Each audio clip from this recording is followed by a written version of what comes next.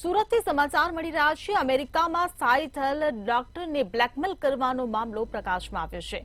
સુરતથી આ સમાચાર। અમેરિકામાં આજે સ્થાયી થયેલ ડોક્ટરને બ્લેકમેલ કરવાનો મામલો સામે આવ્યો। 27 વર્ષીય યુવતી 2019માં અમેરિકામાં ડોક્ટરનો અભ્યાસ કરવા માટે ગઈ હતી, ત્યારે 6 મહિના સુધી ફરિયાદી યુવતી સાથે આઈઓકે ચેટિંગ કરી હતી। 6 મહિના સુધી ચાલેલ ચેટિંગમાં એકબીજાને પ્રેમ થઈ ગયો હતો।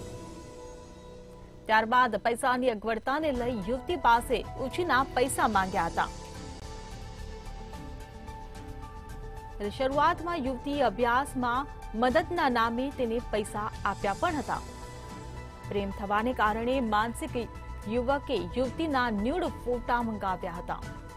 ત્યારબાદ યુવતીને આ યુવક બ્લેકમેલ કરવા લાગ્યો હતો। તો યુવતીને બ્લેકમેલ કરી 5 વર્ષના ગાળામાં 1.89 કરોડ રૂપિયા પડાવ્યા હતા। ઔપચારિકતા રીતે યુવતીએ 1.89 કરોડની ફરિયાદ નોંધાવી, ત્યારે આંકડામાં હજુ પણ વધારો થઈ શકે છે તેવી પણ શક્યતાઓ સેવાઈ રહી છે।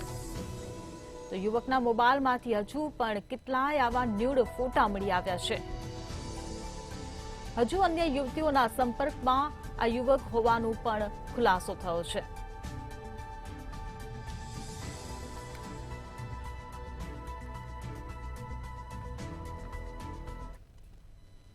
પોલીસ કમિશનર શ્રી સુરત શહેરનાઓ તરફથી સાયબર ક્રાઇમ સેલને સૂચના આપવામાં આવેલ છે કે સુરત શહેરમાં વસતા નાગરિકો સાથે કોઈ પણ પ્રકારનું સોશિયલ મીડિયા ફ્રોડ થાય તો તેમની ફરિયાદ લઈ તેવું ભોગ બનનારને કમ્પ્લેન પરત્વે જરૂરી કાર્યવાહી કરવી।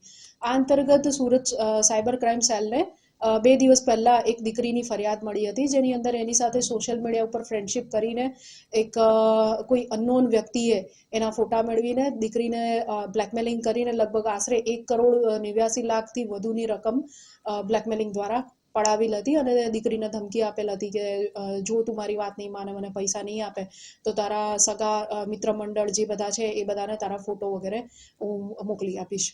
આ સંદર્ભમાં યુવતીએ અત્રે પોલીસ સ્ટેશને આવતા તેનું કાઉન્સેલિંગ કરીને દીકરીની ફરિયાદ નોંધવામાં આવી અને એ અનુસંધાને જરૂરી કાર્યવાહી કરતા ફરિયાદ નોંધ્યા બાદ જે વિગતો મળી એના આધારે સાયબર ક્રાઇમ સેલની ટીમ દ્વારા ગણતરીના કલાકોમાં લગભગ 12 કલાકથી ઓછા સમયની અંદર ચેન્નઈ ખાતે જઈ ચેન્નઈથી સદર આરોપી જે દીકરીને બ્લેકમેલ કરતો હતો એને